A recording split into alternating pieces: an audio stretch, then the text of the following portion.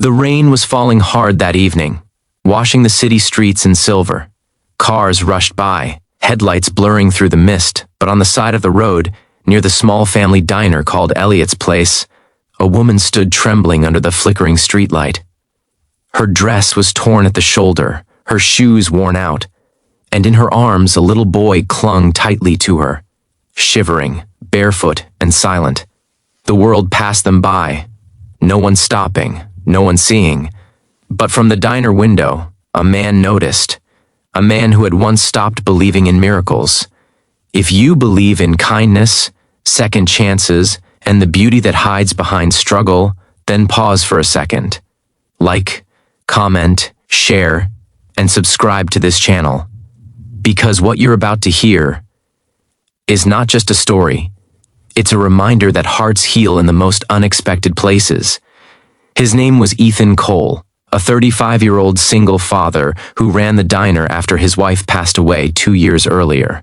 Once, it had been their dream to build a cozy spot where travelers could find warmth, good food, and kindness. But after cancer took her, Ethan's dream turned into routine. Every morning he'd open at 6 a.m., every night he'd close at 10, barely speaking except to customers. His world had shrunk to 3 things: his diner, his 6-year-old daughter Lily, and the silence of grief that followed him like a shadow. That night, as thunder rolled across the sky, Ethan was about to lock up when he saw the woman through the glass. Her hair was drenched, plastered to her face, her eyes wide but desperate. The little boy in her arms was maybe 3 years old, thin and pale, his small fingers gripping her torn sleeve. Ethan hesitated. He had learned that pity could be dangerous, that not everyone who looked helpless truly was. But something about the way she looked at her child, not seeking help for herself, but begging silently for him, made him open the door. The bell above the door chimed softly. The smell of soup and fresh bread filled the air as the woman stepped in, her feet leaving wet marks on the floor. She looked around as if afraid to be there. "I'm sorry," she whispered, though Ethan hadn't said a word. "We just needed somewhere dry. I'll leave as soon as he stops shaking." Ethan said nothing at first. He fetched a towel, handed it to her, and gestured toward a booth near the heater. He poured a cup of hot cocoa for the child and a bowl of soup for her.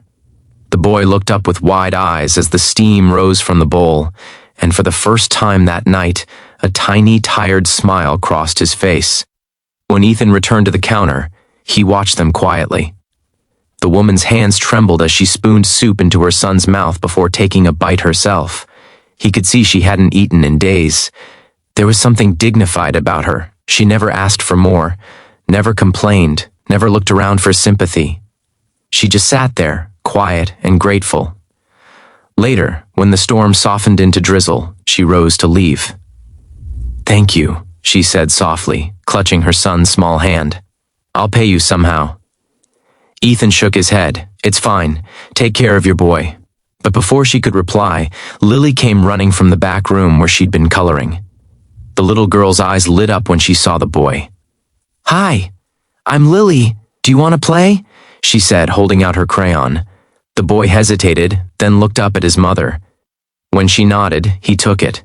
The two sat down on the floor, scribbling in innocent silence. Ethan watched his daughter laugh for the first time in weeks, and something inside him softened. Her name was Claire Dawson. Once, she had a normal life. A small apartment, a loving husband, and dreams of being a teacher. But after her husband's tragic accident at a construction site, everything crumbled. Bills piled up, rent went unpaid, and soon the landlord changed the locks. She had nowhere to go except the streets. She tried to find work, but with a small child. And no family. Every door closed on her. The world was unkind to a woman alone, especially one with a child and no place to belong. That night, she had been walking for miles when she saw the diner lights. She hadn't expected mercy, only shelter from the rain. But she found more than that. She found warmth in a stranger's silence.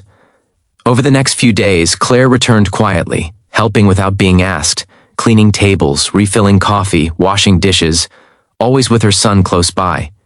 Ethan never told her to stop.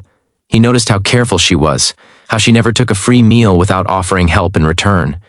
He started leaving small things for her: a fresh blanket, a sandwich wrapped for her boy, a spare umbrella. She would find them and leave a note on the counter: "Thank you. I'll repay you someday." Lily adored them both. She and the little boy Noah became inseparable. Their laughter echoed through the diner like sunlight breaking through clouds. For Ethan, it was a sound he hadn't realized he missed: the sound of life returning. One morning, when business was slow, Ethan found Claire standing by the window, staring at the rain again. Her clothes were still torn, her shoes still thin, but her eyes had a quiet strength now. "You could stay," Ethan said simply, surprising even himself. "There's a small room upstairs. It used to be for staff. You and Noah can have it until you get back on your feet." She blinked, tears filling her eyes. "Why would you do that for us?" He shrugged. "Because someone once did it for me." And that was how it began. Not as charity, but as healing. Days turned into weeks. Claire became part of the diner's rhythm. She'd open early with Ethan, make coffee, greet customers with a shy smile that slowly grew brighter each day. People started noticing her kindness, how she'd listen to anyone's troubles without judgment, how she'd offer her last muffin to a child who looked hungry. Soon, Elliot's place wasn't just a diner, it became a refuge, a place where broken people came and left a little more whole. But not everyone saw her goodness. One afternoon, a group of regulars whispered at a corner table. "That woman," one of them said, "she's just using Ethan. You'll see. They always do." The words cut through Claire like glass. She overheard them while clearing plates, her face flushing with shame. That night, she packed her few belongings, ready to leave quietly before dawn. But when she crept down the stairs, she found Ethan sitting by the counter, waiting. "You were just going to disappear?" he asked softly. She lowered her head. "People talk. I don't want to be the reason they stop coming here." Ethan stood, his voice calm but firm. "Let them talk. I know who you are. You're not a burden, Claire. You're the reason this place feels alive again." Her tears fell freely then, the kind that came from being seen for the first time in a long, long while. Winter arrived. Snow framed the windows like a postcard, and the diner glowed with the warmth of holiday lights. Business flourished again. Ethan often caught himself watching Claire as she worked, the gentle way she tied her apron, the patience with which she helped customers, the laughter she shared with Lily and Noah. He realized that her presence had stitched something back into his heart that he thought was gone forever: hope. One evening, just before closing, Claire collapsed in the kitchen. Exhaustion and malnutrition caught up with her. Ethan rushed her to the hospital, sitting by her bed as the doctor said she'd been overworking herself. When she woke, she whispered, "I'm sorry. I didn't want to be a burden." Ethan took her hand. "You're not a burden, Claire. You're family." It was in that moment that both of them understood. Sometimes love doesn't announce itself with grand gestures. Sometimes it comes quietly, disguised as compassion, patience, and shared struggle. By spring, life had changed. The diner walls were repainted, the shelves full, and laughter once again filled every corner. Claire now wore a crisp uniform. Noah had a new pair of shoes, and Ethan's eyes no longer carried the heaviness they once did. The town began to know their story: the widow who found a second home, the single father who found healing in kindness, and two children who found friendship that felt like family. But what touched everyone most was the way they treated each other, not as rescuer and rescued, but as equals who rebuilt life, brick by brick, through love and grace. Months later, a newspaper featured Elliot's place as the diner of second chances. Customers traveled from nearby towns just to meet the woman in torn clothes and the man who saw her heart. When asked what kept them going, Ethan simply said, "She reminded me that broken doesn't mean worthless. Sometimes, the most beautiful hearts are hidden beneath the deepest scars." And on one quiet evening, as the sun dipped low and golden light poured through the windows, Claire looked around the diner, at Ethan smiling by the counter, at Lily and Noah drawing at their table, and whispered, "We made it."